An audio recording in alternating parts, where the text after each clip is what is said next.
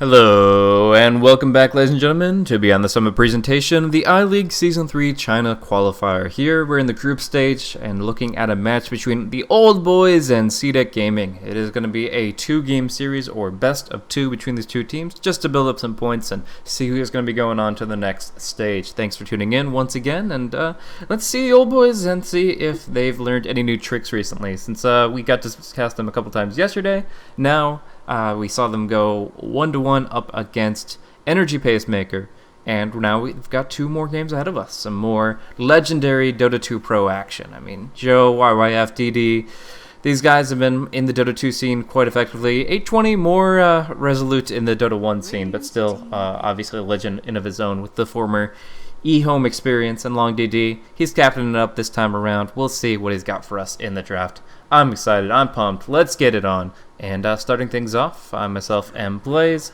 hosting and bringing you guys the commentary play-by-play. And my wonderful analyst is going to be today FlyingZebra Dota. How's it going, man? Good. I'm curious to see. Actually, I'm already looking forward to game 2 to see if they switch drafters again. I really want to see that this time. Yeah, just got to keep track of the different styles. Obviously, they brought a very aggressive stance to Game 2, the one that they won up against Energy Pacemaker, after being kind of thrown off kilter a little bit from what in many cases seems to be a bit of a foregone conclusion. If you get Juggernaut and Magnus, you have like this really strong mid-late game, and it just takes a couple of good fights for you to feel confident to just push through to the end. But in that game, they actually got pretty well upset around the 30-minute mark, and it's just kind of threw them off kilter. So they just kind of go as aggro as can be, get these heroes that can end the game quickly, and that's exactly what they did. So they just, from that point forward, made EP look like chumps, and they're looking to redeem themselves even further against CDEC. CDEC, I wouldn't say that they're completely outclassed by Old Boys. They're still a very solid tier 1.5 type team for China, but they haven't had that much success recently, and they're looking to really continue to make a name for themselves. So they open up with the Spirit Breaker, Queen of Pain. In the Western scene, these two heroes duel the offlane actually quite frequently. We see them just as a strong offlane duo that harass, deal damage over time, can just continue to bully back the carry that you put on the safe lane. But Old Boys, they're willing to take the fight to their opponents too. I mean, Storm Spirit and Clockwork have a great range of initiation, so we're going to see a lot of fights break out, I think. This is a very combative opener for our draft. Yeah, and I think we've seen this Storm Clockwork first phase before from Old Boys. I don't remember that correctly exactly, but I think they like this. Yeah, I mean, YYF Storm Spirit is awesome. It really is just very talented to see. And even if he's dueling against the Queen of Pain, he should be able to build himself up pretty quickly. And I think Old Boy supports are really just very consistent about their ability to stack up camps for their AoE mid farmers. So if they get the SF, I've even seen them stack for Zeus. So the Storm Spirit, they're certainly going to be building him up. And then he starts snowballing. He builds up quickly. Do you think he'd go for an Orchid this game? Obviously, it's pretty early to tell. It's quite possible. I mean, it's always going to be good against the co-op pretty much. Depending on what he sees for the next couple picks, he'll know for sure. Because for all he knows, maybe he just wants to get a Bloodstone and farm if the CDEC picks something that's like hard countering him really hard, something like that. Sure. So, now looking at the bans, we've got the Treant Protector as well as the Chen. These are heroes that would keep the Storm Spirit alive, allowing him to actually play more aggressively. Despite being defensive supports, those global heals allow Storm Spirit to make the jump long range and allow him to commit harder under the towers. So by taking that out, Storm risks his life every time he goes for the ball forward, and it's definitely possible to bring him down. There's also some shenanigans with Test of Faith and Ball Lightning, but it's not very commonly realized, so I don't think that's what they're looking at here. On the other hand, Old Boys, the Undying that they ran last game, as well as a Silencer, going to be banned out. These are actually supports that they ran twice now. 820 played them in the past two games, and he seems to be telling Long DD, these are too good against us, and we're going to take them off the table. Yeah, except I think Old Boys picked it. Yeah, both 820 played Undying last game and Silencer the game before, so he's really just has that high utility variance. Right, okay. So we do see Lena coming out. They have like all this burst now with Lena and co-op. A lot of burst potential, yeah. Yeah. Really good against the Storm. What do you feel about Axe here? I mean, just trying to get a little bit of control against these kind of casters. You can bring them down before the ultimate comes out, and you've got a lot of quick follow through. Like the storm jumps, you've got the lion finger. Do you think that's not going to work for their lanes? Like they already have kind of their mid and their off lane settled. Do you think either side can facilitate Mr. Mogul Khan? You could do a safe lane Axe. It's honestly not that bad. If it gets an early blink and Crimson or something, he can start snowballing pretty hard if he's able to make plays with the other heroes on his team. But it's something you have to. I don't know if you want to just throw it in there at this stage just because you see these heroes. Yeah. Something you kind of want to draft around in the first place, probably. Yeah, I was just looking at the fact that there's a lot of damage coming out really quickly in the fights, and if you can kind of cement that with the kills via Culling Blade, then that's pretty huge. But we'll see. I mean, right now, Old Boys probably just going to look for their second support, leave Joe's carry for last. I mean, there's so many in the pool, right? Because right now we've seen this Troll and the Sniper banned out, but otherwise no carry bans have come forth. So there'll be one more ban, possibly one more pick, and otherwise Joe has a completely open pool. Yeah, this game, a lot of the bans have been focused on the support, so it just leaves the carry pool wide open. So many heroes you can pick from. Just let that be the flexible pick of your draft at this point, and secure your good supports that you really want still, because for all you know, they're just going to keep banning you out on the supports. So Witch Doctor coming out here. I would mention something about a Wisp pick and the fact that they can react really well to that, but we haven't really seen Wisp come out from CDEC in a while, and honestly, these two teams in particular don't really prioritize the hero at all. It's like there are some teams you first ban Wisp against, because otherwise they're just going to dominate the map with it. These two teams don't really seem to prioritize it at all unless their opponents do, so yep, just going ahead and ignoring that possibility, but they still got some good sustained push. Like, this is a very bread and butter lineup. You've got your initiation, you've got your disables, you've got some good potential damage, your even Witch Doctor, your scales mid to late game with Aghanim Scepter, and you've got some good sustained push with the Voodoo Restoration. But all that is going to go to the Rubik as well, as he has the option to spell steal. Quite a few good spells here. Ball Lightning, probably one of the bigger ones. Cog and Battery Assault sometimes can be pretty cool, but Finger of Death, Earth Spike, and Hex, the big ones. Witch Doctor, a lot of people talk about the Death Ward being easy to steal.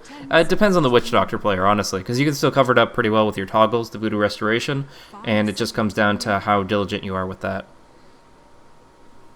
Yeah, that and some Witch Doctor players don't skill their heal until 9 sometimes. They want to max Maledict against tanky heroes like Spearbreaker and Axe, which it's really good against heroes like that, but it does limit you on that option against Rubik's, so I usually like to see at least 1 point heal for toggling. Yeah, definitely. I think it's just a valuable point overall. It's a very efficient skill at level 1. You still get the same amount of heal per mana, it's just about the timing.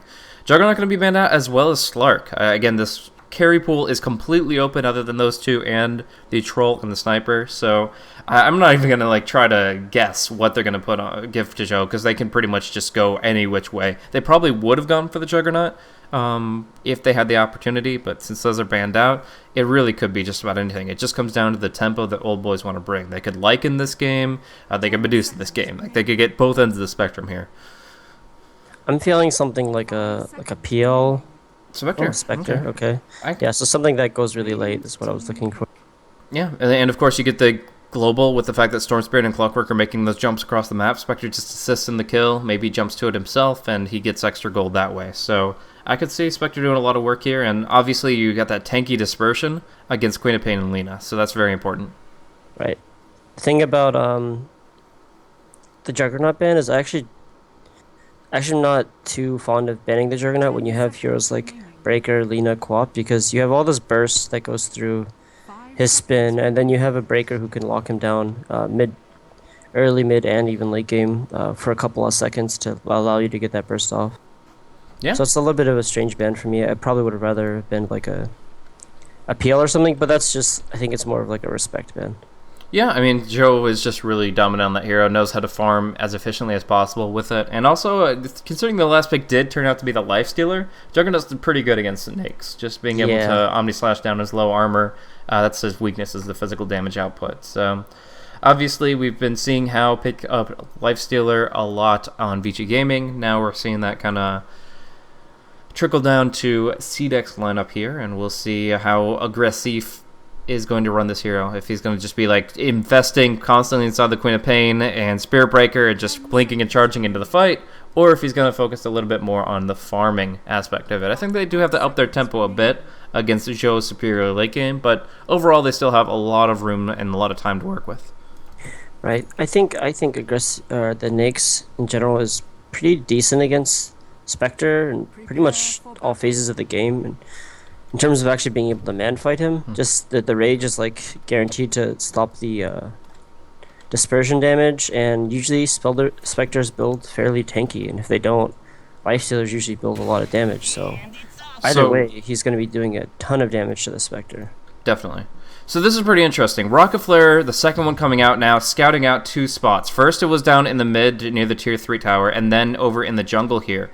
Generally speaking, your Clockwork always scales cogs first because you have better rune fight with it, and you can pull some of the creep wave back when you're in the off lane. But in this case, he's sending out rockets after rockets, scouting out the enemy, and hasn't found anything yet. He's actually not seen a hero whatsoever. So looking for spots they'll be hiding, spots they'll be warding. But in the end, is this really worth the fact that he's not going to be able to scale cogs at level 1?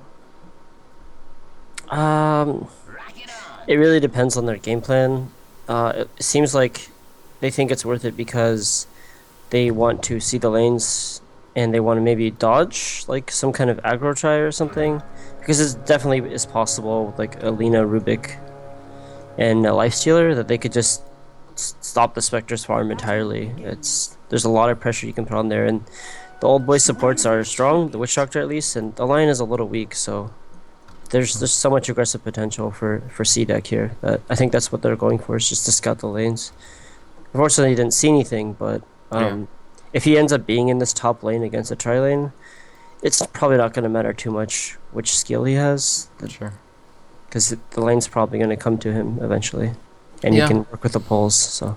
For the safe lane solo Clockwork, I do like the ability to cog right in the choke point around the trees when you go to the northern jungle above the tower. That, puts you in pretty much this fortress of solitude that allow you to pretty much survive against anything.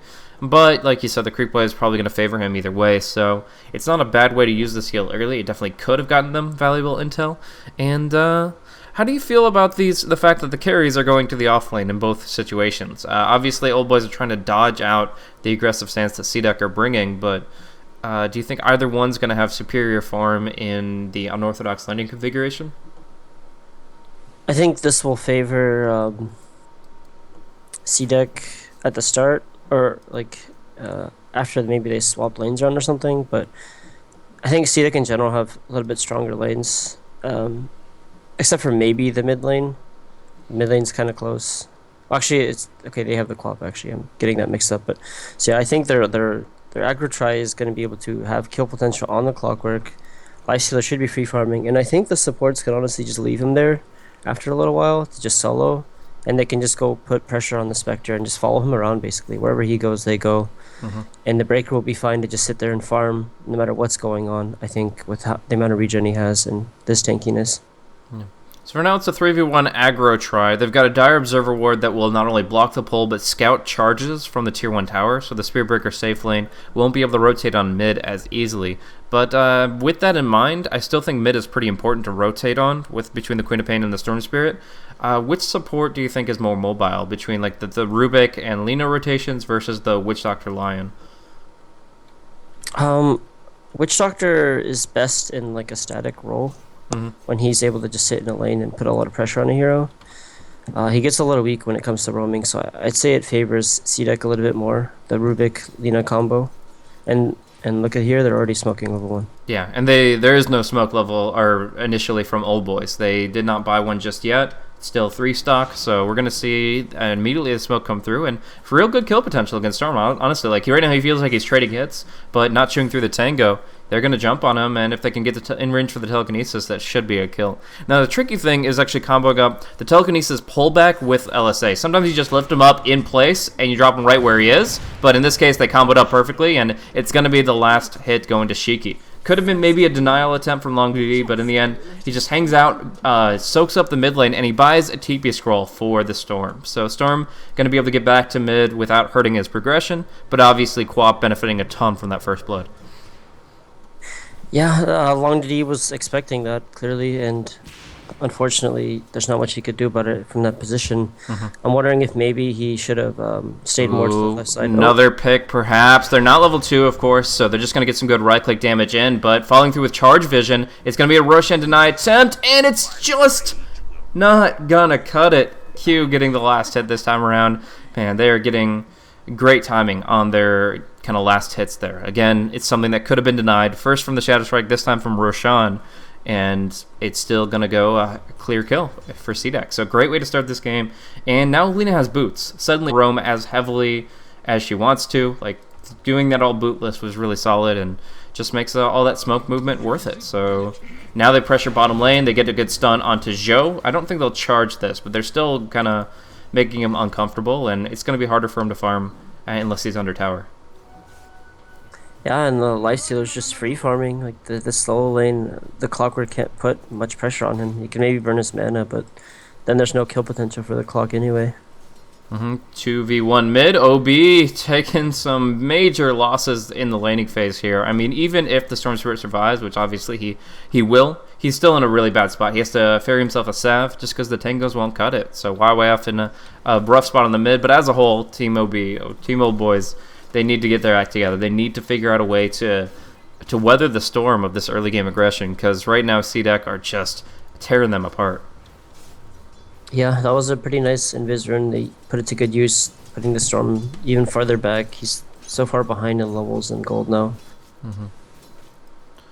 Oh boys, side lane wards. I mean, like, they have one here blocking off the hard camp spawn so that it can't be pulled back by the off lane, and it as well gives vision for anybody trying to flank south of the tree line. The other one blocking off the pull camp for the Radiant one. I expect the Radiant one. That's just a very common way to block off that spawn, but the top one is a little bit surprising, and I feel that vision might be better suited for the mid lane. Yeah, it seems like Old Boys was the most prepared for an aggressive tri-lane, like the support's actually staying there more, but they didn't consider as much the roaming potential. I think they weren't expecting them to just completely leave him solo. And now that they're taking advantage of that a little bit and switching the Spectre's lane, but the Lifestealer is going to be fine, and the supports can just rotate back up there and maybe even get a kill with a smoke or something. Yep. So we see kind of a rune fight here. LongDD going to pick up the regen. Very frustrating for Sheik as he gets the free stun out against him and doesn't get to refill his bottle with that precious rune. But we do see the cogs this time connecting onto Aggressive. Before he popped the rage and got out of a tough spot, but now it's not going to be enough to disengage. He will go down to the Spectre right click. Zhou rotated top for farm, but he found even more, getting the last hit on that Lifestealer. Yeah, it's a really big deal for him. Now he's got his phase boots and can maybe start getting some more regen or something, whatever he needs. So, yeah, a lot of emphasis on the mid and top lanes now. The bottom lane just pretty much Spearbreaker solo. Is he just going to farm 6 before he rotates?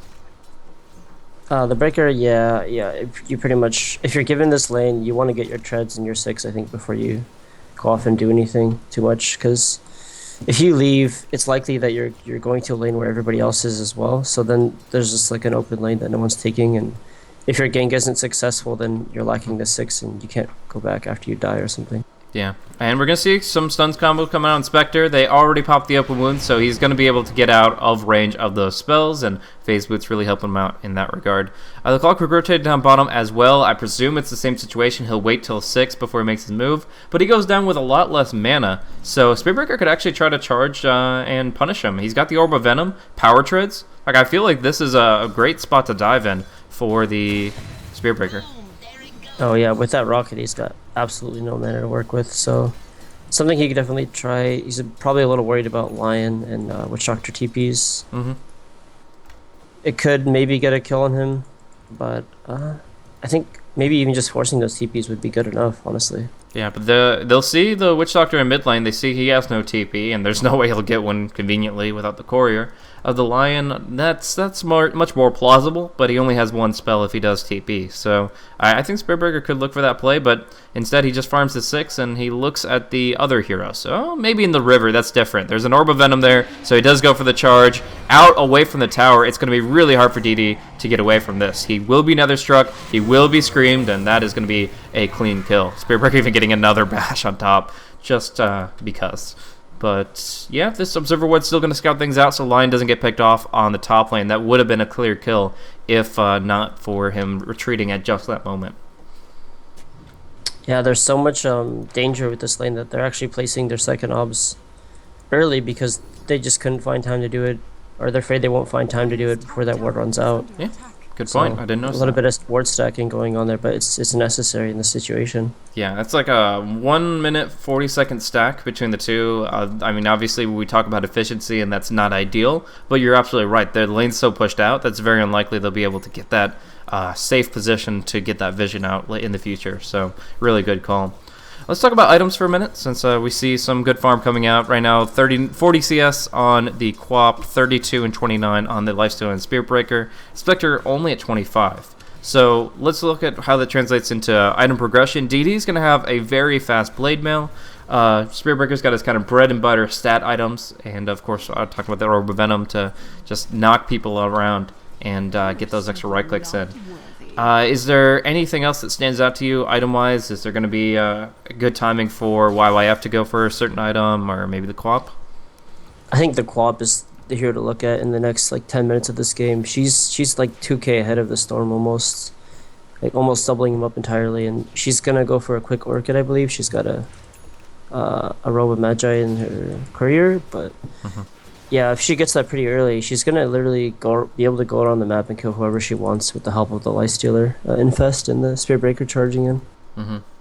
So, talk to me about Lifestealer Infest. Is that something where you're willing to sit for about 30 seconds and look for a kill opportunity, but if it's any longer than that, he's probably gonna get killed. He has Rage TP. Clockwork Hookshot's not there, so yeah, if the Hookshot was there, I think that Lifestealer is dead, but with it, without him, then it's kind of an impossible kill. But anyway, so the Lifestealer has the ability to infest and find really good kill and assist opportunities across the map, especially with this team lineup in particular. But every second he's infested is time that he's not farming. What's the timing window of what's a good infest versus a bad infest? Like, when does it pop over that threshold? A lot of it comes down to your game plan and the kind of heroes you have. In this game, they have some decent semi-carries that can scale well late game. The Quap can even turn into like pretty hard carry-ish. Same with the Breaker if they get enough farm. Unfortunately, the Breaker, though, doesn't farm very well.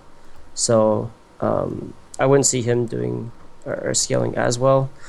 But in this situation, I would say that anything over like a minute of being infested is like just way too much. So anything below that, I think is okay. If you do end up getting a kill with it, it's fine.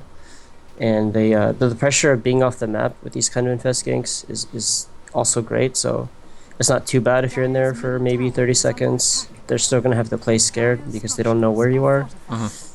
But anything over a minute, I would say, yeah, is too much because they don't have the heroes like that can scale as well. Sometimes you'll see like a really hard tricore. All right, so they're going to go for one more charge top, and if this fails, then they'll pop out the infest one way or another. So you're just going to go ahead, try to bring down Zhou. The Earth Spike waiting out the rage. Really smart for long DD, but he's not patient enough. Now we see the zip in, and it's actually going to be the death of the Spiritbreaker, and Zhou's still fighting it, but the Sonic Wave comes through. DD with the hookshot connects onto Aggressive. They will be able to trade it carry for carry, but a buyback from the Spectre with the Hunt seems completely unnecessary. Yeah, I think he was hoping that CDEC was committing a little more than that once the Quap came in, but it was actually just the Quap, so he just unfortunately can't do anything about that. Just wastes his buyback. Yeah, I mean, it's 300 gold, the time to not farming, the ultimate doing nothing. Like, I don't know. That was a really weird buyback to me. It's still kind of favorable for them since I guess the Lifesteal wasted as much time during that infest, and he didn't really succeed in anything personally. So... yeah, I mean, it's still good for old boys, but it could have been a lot better if Zhou didn't just kind of waste everything. Yeah, I agree. And if he at least, got his free TP to lane, maybe it's like fine. He gets back to getting EXP and gets like an assist or something on that kill. but he didn't even hunt in because he was either the lifestealer died too fast and he wasn't ready for that, or he just was a little bit scared of going in. I'm not sure.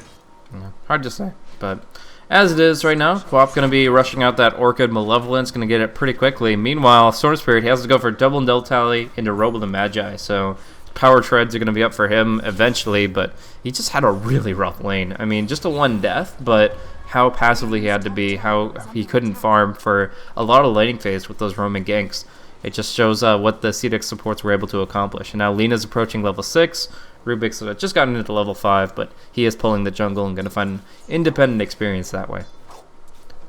So I wonder if Rubik's going to go for a pair of mana boots this game. I know a lot of Rubiks are liking to go Trinko boots and like Soul Ring and stuff, but sometimes you just have to get a mana boots, especially with heroes like Lifestealer and Spirit Breaker. Even the Lena, if she goes for Tranquils herself, doesn't have the greatest mana sustain. So I think getting one pair of mana boots here is exactly what they need. Yeah, so we'll see. Yeah, she's already got the Trinkle Boots, so with that, I think he has to, because he's going to be stealing spells like Ball Lightning and Finger of Death, and those cost quite a bit to really use effectively. So it's not just what his team needs, it's also what his enemy's spells would allow him to unleash with his mana pool. So I definitely think Arcanes is the pickup here. Orchid is coming out so fast for Shiki, though. Look at the net worth difference between these heroes. It's so absurd that he's able to double up majority of the old boys lineup. And if he can really just translate that into kills, then they're going to be able to snowball this game hard. Another Infest Bomb with like a Life Stealer when the Orchid comes out will be setting up at least a single kill, if not a double. And you don't even have to really fish for that one. Anybody in the map is a target. Yeah, this is like as big of a co-op as you can be at this point in the game, pretty much. This is like the extreme situation when you're getting as much farm as possible, not dying, getting stacks, kills as well. Like, she's doing all this while getting good rotations done. It's pretty amazing. So, doesn't stack out the jungle, just kind of farms it click by click, but he'll have a quad creep to AoE down real quickly, and he'll pretty much be at that Orchid status. Lifestealer, does he have to build up any more items before he starts going on the gank trend, or just buy the drums right now and kind of head over the infest, or not even that, it seems? I don't think he needs much more. If they want to start taking fights with this Orchid, they can, as soon as he has those drums. It's just, the co-op's just going to do so much that, honestly... Oh, the play's going to be made for them as the hookshot connects up top. Lifestealer's nowhere near to infest, and yeah, it's just going to be a quick pickoff. So they can't make the rotation up top. They just lose out on the Spirit Breaker as they pop the Death Ward, the Finger, and the Hookshot. It's just nice burst damage there. So we'll see if CDEC can get some kills of themselves soon with this Orchid coming up. Was there a mistake for the Courier? Yeah, Shiki's not actually getting his Orchid yet, so it's somebody messed with the Courier, I guess, and he's actually only got the Recipe and not the second Oblivion. But it's still a great time. 14.5 minutes about is when the Orchid will actually be assembled, and in the meantime, drums finish for Aggressive. Yeah, it's pretty unfortunate. Like, you know, there's some stats like, oh, he gets his Orchid at this fast, like the second fastest in 6.83 or something. So I feel like that probably would have been one of the fastest, but especially after getting all these other items in beforehand. Exactly. It's not like a old school Clinks Brown Boots Orchid Rush. It is a full-fledged stat build plus Orchid Malevolence on top, and he's going to be able to dish out so much right-click damage with it when this thing is complete. So that's going to give problems for a lot of heroes. I see a Gloves of Haste on 820's Witch Doctor. Is that Treads or Midas? It looks like he's trying to decide between them, but it probably should be Treads. I haven't seen a Midas Witch Doctor. Yeah, that's weird. I see so much Ancient Apparition Witch Doctor, and the Aghanims is arguably as powerful on the Witch Doctor as it is on the AA, but we almost never see Midas Witch Doctor. I guess because he doesn't really get to do the same thing AA does globally. Essentially, when AA gets the Midas, hookshot gonna miss. But yeah, when AA gets the Midas, he just sits in one lane, sits in the jungle, finds the most efficient creep to Midas up on cooldown, and never risks himself, never actually goes out and gets into a position where he could be killed, and then Midas could be setting off cooldown. He just globally uses ultimate to contribute while he farms towards that Ags. Witch Doctor, he's in the fights a lot, so I guess it comes down to the fact that there's plenty of time where the Midas isn't getting as much value on the Witch Doctor, but otherwise I find it interesting that one hero gets it all the time and one almost never does.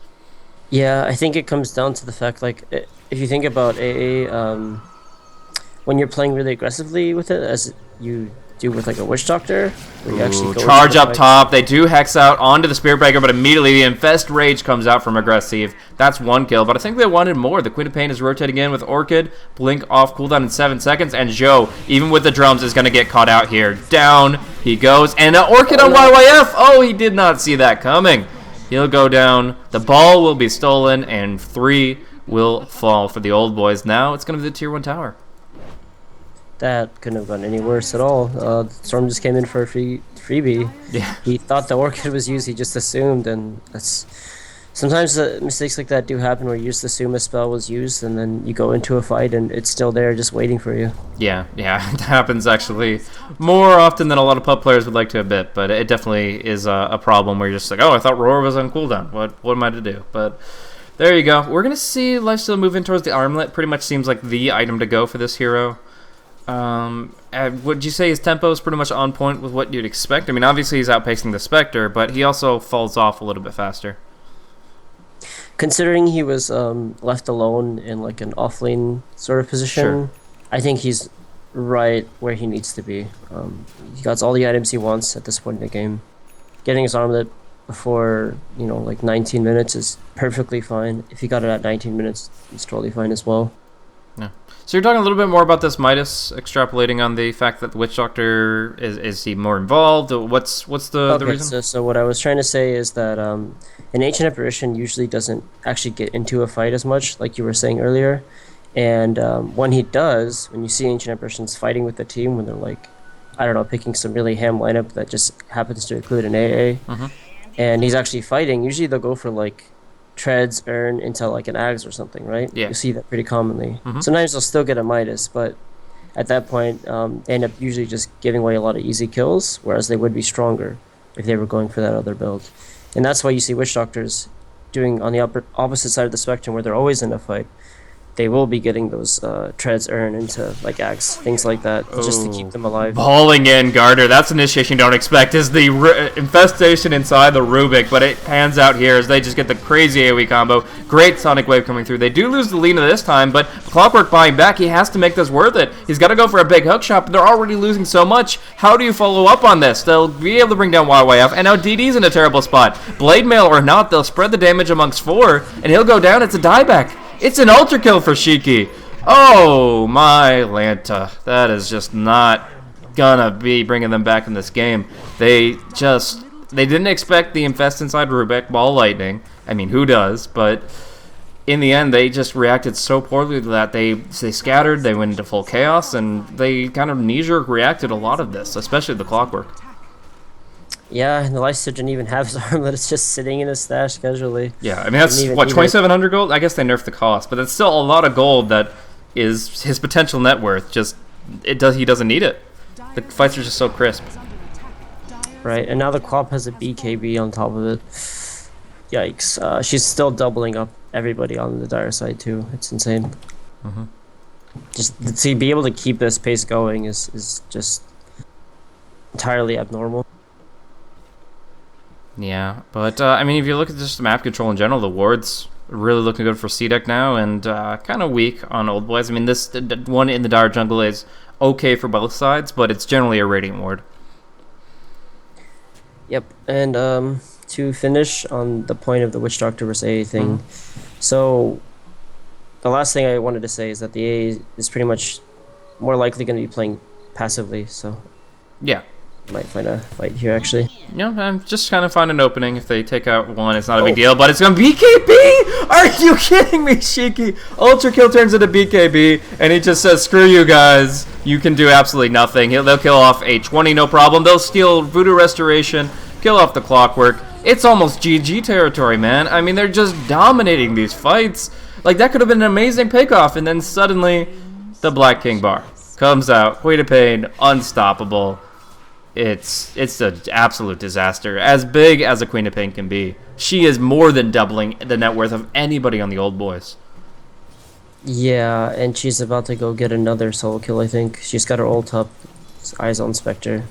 Yeah, it's going to be a long charge that will be predicted by the Dire, but the Orchid connects, no misclick on creeps, and she solo kills it. Even against the 1 point in dispersion, it's just no trouble at all for her with all of this level advantage. I mean, Long DD will try for something, but both sides see them. There's the ward. Yeah, there's the Observer ward from the Radiant side as well as the Dire there, and now he's in dangerous territory. If the Lifestealer went for a more mobile build, maybe he could close in and kill him off, but there's no reason to take risks here against like the hook shot. They can just kind of fall back, wait for Sonic Wave, level 16, and that BKB 9. And at that point, Roche is guaranteed, Tier 2 towers are guaranteed.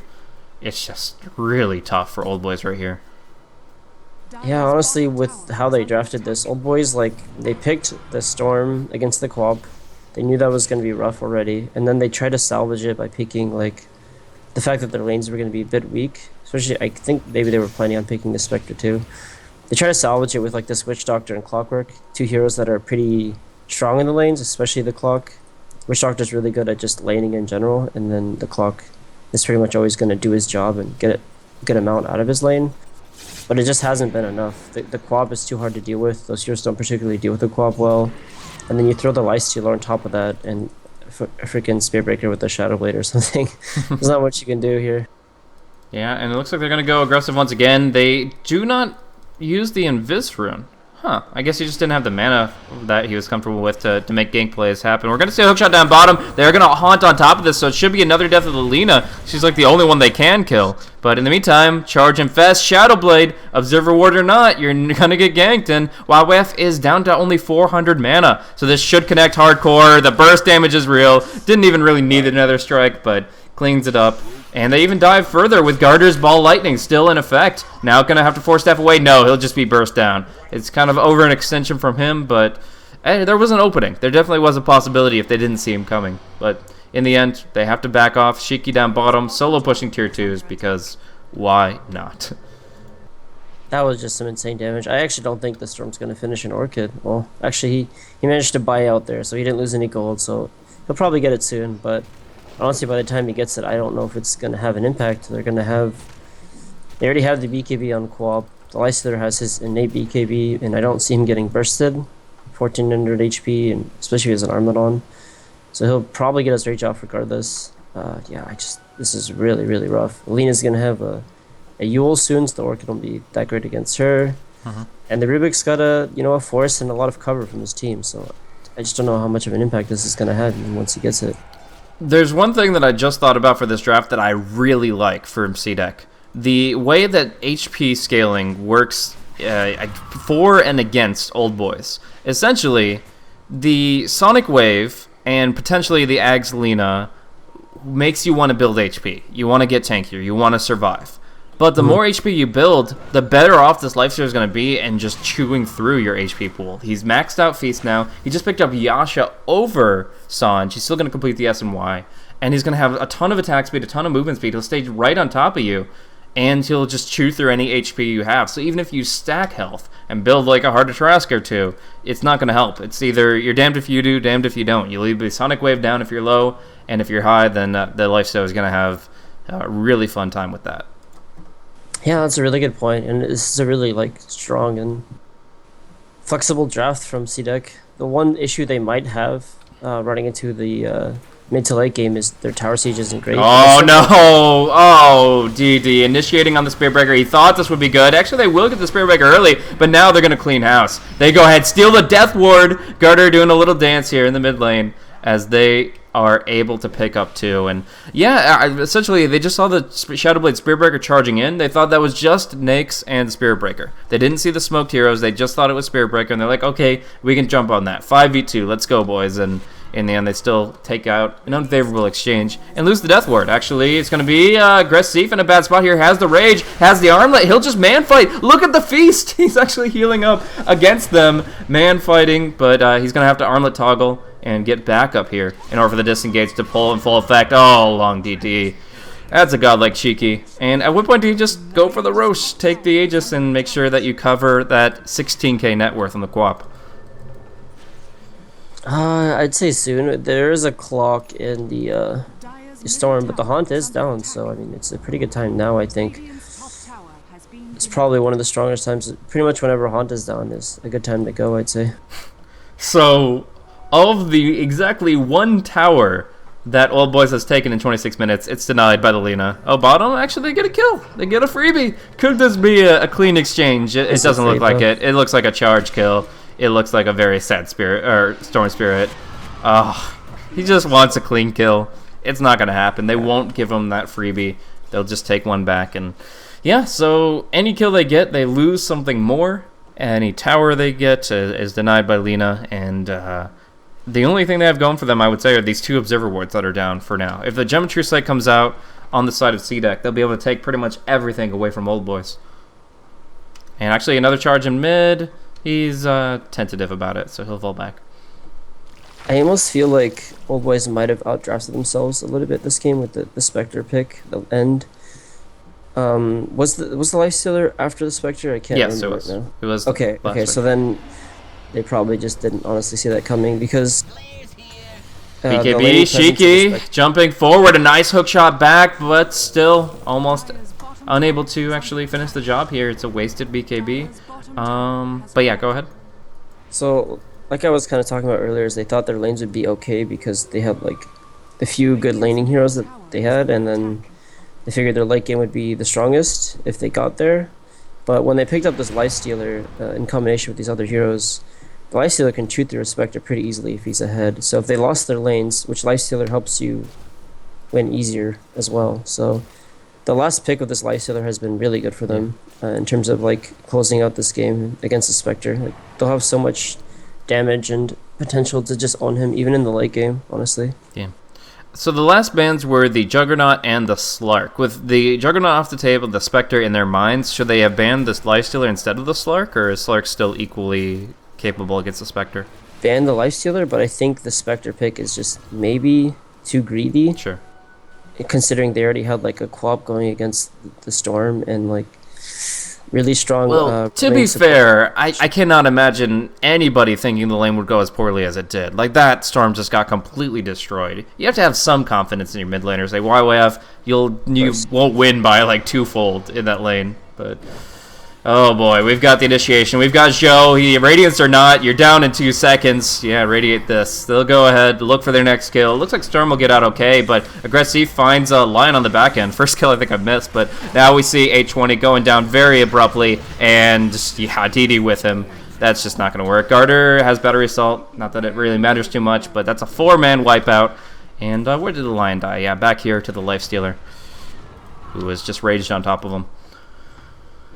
Yeah, I mean, of course, you want to have that confidence in your players, and it's not like the worst matchup to have. There's worse, of course, but it is something we've seen a few times here during these group stage matches. The Quap owning the Storm really hard, especially when there's any supports. Yeah, I think it's all more about the rotations. Like the Quap, she's only a little bit ahead in the match unless she gets rotations, and then she just dominates it. And I really gotta say that it really came down to the lack of understanding of Lina and Rubik's position. Q and Garter were able to just run the gang train all over that Storm and feed the Queen of Pain a 14-0-8 at this point in the game. I think that although Shiki has played an amazing game, it really comes down to what Q and Garter did in the early game that got him to this point. So how do you deal with those early rotations? I mean, Rubik Lina isn't the most damaging duo. They have good stuns, but they don't really put out that much offensive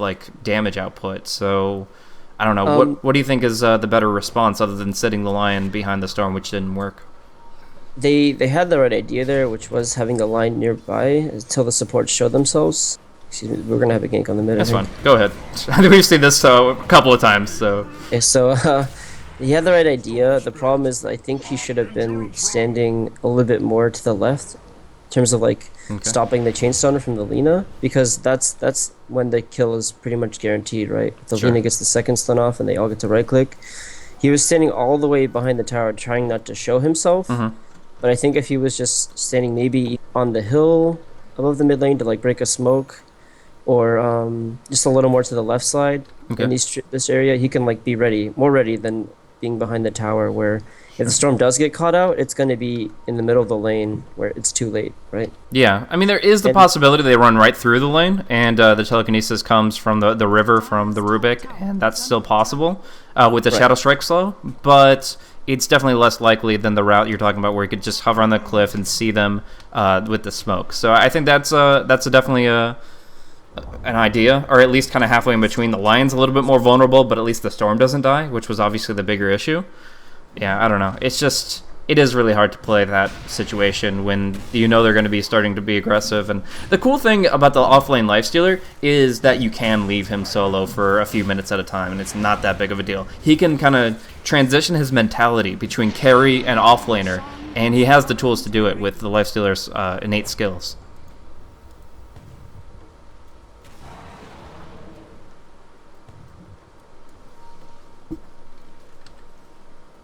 So right now, 26 or 27,000 net worth and advantage for CDEC, and even more so on experience. They're looking to push in here. They just got the Aegis on the lifestealer. I believe is Roche number 1 at 32 minutes, so that's something. But in the end, it's I'm just looking at KDA. Like net worth is disgusting to be, but KDA might be even worse. Right now, 14, 0, and 8 on the Queen of Pain, 5, 2, and 11 on the lifestealer. Yeah, it's a really good game for CDEC on their course, and we'll see. Right now, obviously, the Rubik steals have been pretty palpable, but he's looking for more ultimates rather than just battery assaults and rocket flares. Push in coming through. Old boys looking to defend. It's got to be like the most incredible Cogs plus Death Ward you've ever seen if they're going to try to hold this high ground. But here it goes. The hook shot. The Cogs. No, he doesn't get the Cogs down. They can't break down the fight without the Cogs. They'll go in. They'll burst Shiki. But he seems to survive with the PKB now active. He turns it with the Sonic Wave. Blinking out. Silencing Show. Show is down. And Long DD with him. That's your 5-man wipe. Your double kill. Unstoppable streaks. And the racks. Didn't even pop the Aegis of the Immortal. Queen of Pain just barely living with the AC and BKB. GG, WP, go next. CDEC have absolutely stomped all of our old boys on the back of Shiki's Quap.